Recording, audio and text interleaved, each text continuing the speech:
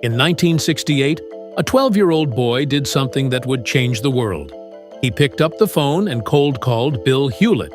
Yes, that Bill Hewlett, co-founder of Hewlett-Packard. He didn't just ask for spare parts, he asked for a job, and he got it. That summer job would eventually lead to Apple, the iPhone in your pocket, and a trillion-dollar company. Meanwhile, in Omaha, Warren Buffett was having a quiet dinner with a stranger.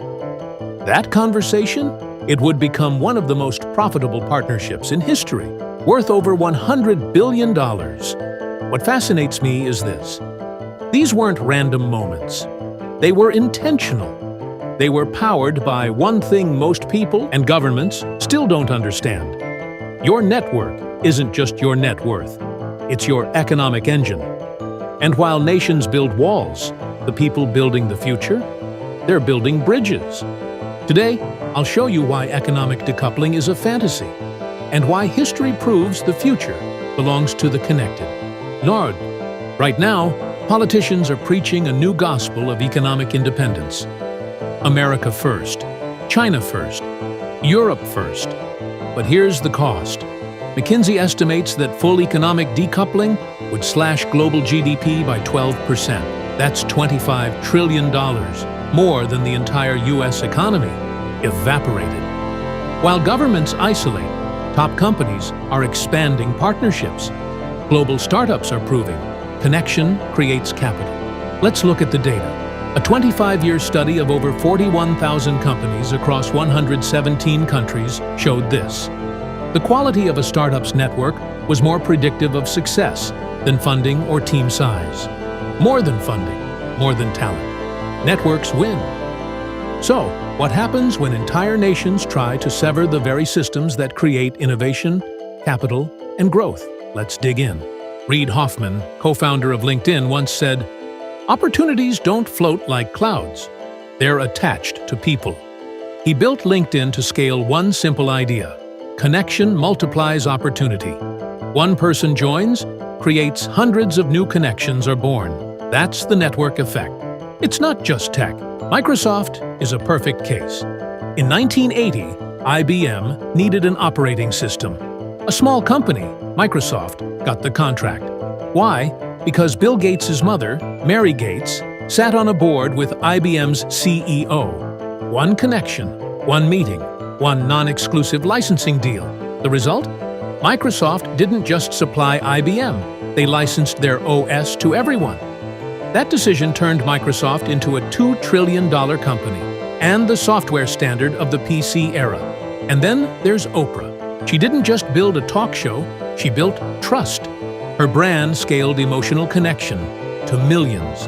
When her own network struggled, she didn't retreat. She partnered with Tyler Perry. Together, they reached an entirely new demographic advertisers hadn't tapped. This is called network diversity premiums. Diverse networks don't just grow, they innovate. Richard Branson took it further. His brand became venture capital. Virgin Group expanded into 400-plus businesses across music, airlines, even space. His key? Using his personal network and brand as capital.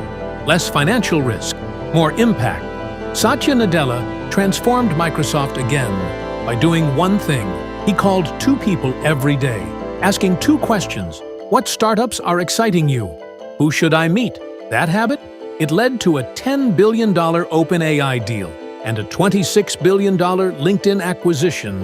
And he met Sam Altman years before ChatGPT even existed.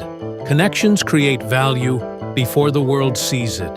So what happens when countries try to decouple? Three problems emerge. 1. The innovation deficit history tells us the Manhattan Project succeeded through global talent. Today's AI breakthroughs, they require international collaboration. Isolation means mediocrity. 2. Capital flight Singapore thrived as a global connector. Hong Kong's restrictions, they triggered capital to flee. Capital follows openness, not isolation.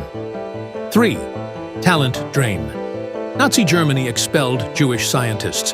America gained the minds that would shape its tech and academic dominance. The same is happening today. Talent leaves isolated countries and empowers open ones. And here's where it gets fascinating. Networked cities are rising. Dubai, Singapore, Estonia. Small geographies, massive networks. They're becoming what we call network states, places where value is based on connection, not size. I predict the future won't be controlled by the largest countries, but by the most connected ecosystems. Let me bring this home. Everything you value, your job, your income, your opportunities, came through someone you know. Not isolation, connection. Steve Jobs made a phone call. Warren Buffett had a dinner. Gates had a mother on a board. Oprah partnered. Branson leveraged. Nadella listened. Each titan built exponential value not through protection, but through participation. And here's the truth. While politicians build walls, individuals build bridges. When enough people choose connection, entire economies transform. So I'll leave you with this. The future doesn't belong to the isolated. It belongs to those who choose to connect, to those who add value to their networks, to those who understand a single phone call can change the world. What connections are you building today?